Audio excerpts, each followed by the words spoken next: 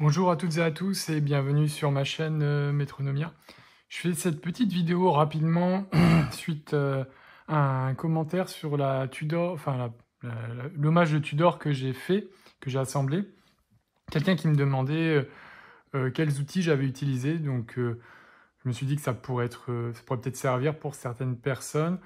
Sachant que si vous allez sur la chaîne de Bébé Mode, Billy de Bébé Mode a publié aussi une liste du matériel qu'il utilise.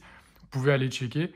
Moi, je vous mettrai aussi en lien ce que j'ai dans la description, les liens, on va dire, pour les objets, si j'arrive à les retrouver, parce que je les ai achetés il y a un petit moment, donc peut-être que ça a dû changer. Voilà. Donc, dans les outils que j'utilise, ça, c'est un petit truc qui permet de poser la montre. Voilà, quand on dépose le mouvement, c'est-à-dire quand on enlève le mouvement de la boîte. Donc ça, c'est très utile. J'utilise tout le temps, tout le temps.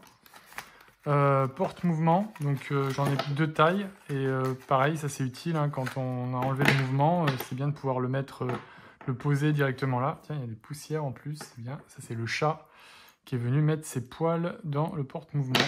Donc pas très, très sympa pour les horlogers, les chats, qui déposent des poils. Voilà.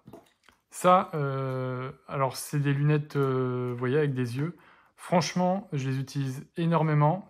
Je trouve ça hyper pratique. Moi, perso, je suis très satisfait de ces lunettes.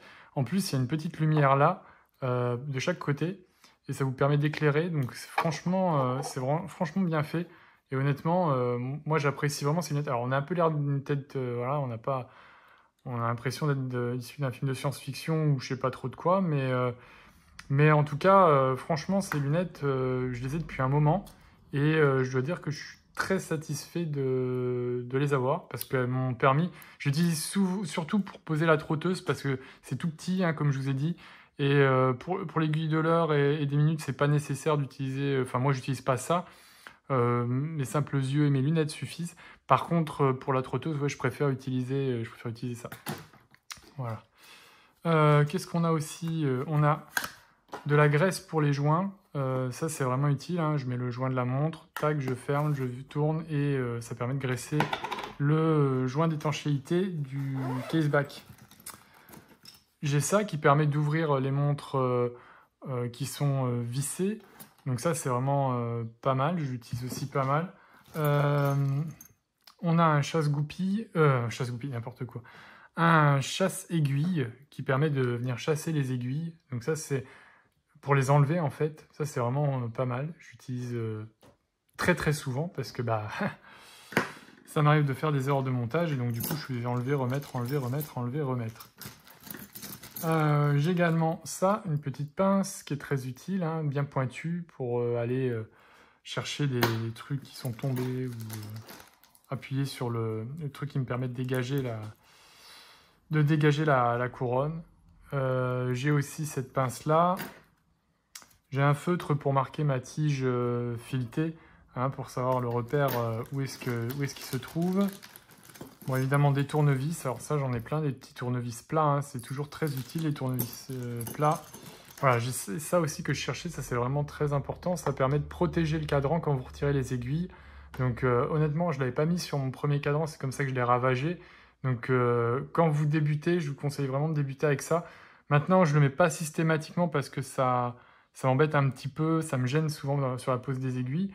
Mais honnêtement, ça ou un plastique, en tout cas, protégez vos cadrans quand vous faites la pose des aiguilles au maximum parce que un incident est vite arrivé. Vous pouvez riper avec ces petits machins-là, ces petits stylos qu'on utilise pour venir chasser les aiguilles dans le char, en fait, dans l'axe, hein, dans l'axe du mouvement.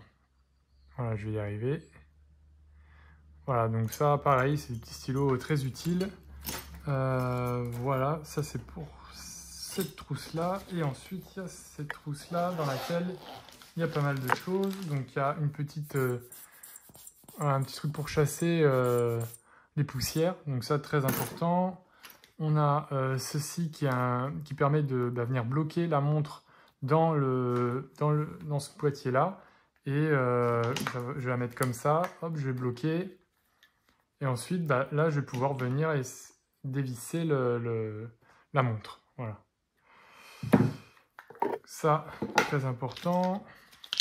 Ça, j'utilise beaucoup aussi. Ça, c'est plus pour les caseback comme type Seiko, où on va avoir des petites encoches sur le caseback, et là, on va pouvoir venir tourner pour dévisser le caseback. Ça peut être utile aussi, c'est pour faire sauter les lunettes, pour quand on veut changer l'insert de lunettes. Donc on peut utiliser ça pour essayer de faire basculer et essayer de faire sauter la lunette. Voilà. Et puis bah, c'est à peu près tout. J'ai aussi ici, bah là après c'est du frein filet pour coller la couronne à la tige. Donc j'en mets un tout petit peu, même pas une petite goutte pour visser la tige de couronne à la couronne. Voilà, ça c'est pareil, très important. Voilà, j'espère que cette petite vidéo vous aura plu, enfin vous a intéressé, pour ceux qui vont se lancer dans cette entreprise de monter sa propre montre. En tout cas, voilà, je trouve que c'est vachement intéressant, moi, de faire ça. Et puis, bah, n'hésitez pas à commenter, liker, vous abonner, si ce n'est pas encore fait. Je vous dis à bientôt.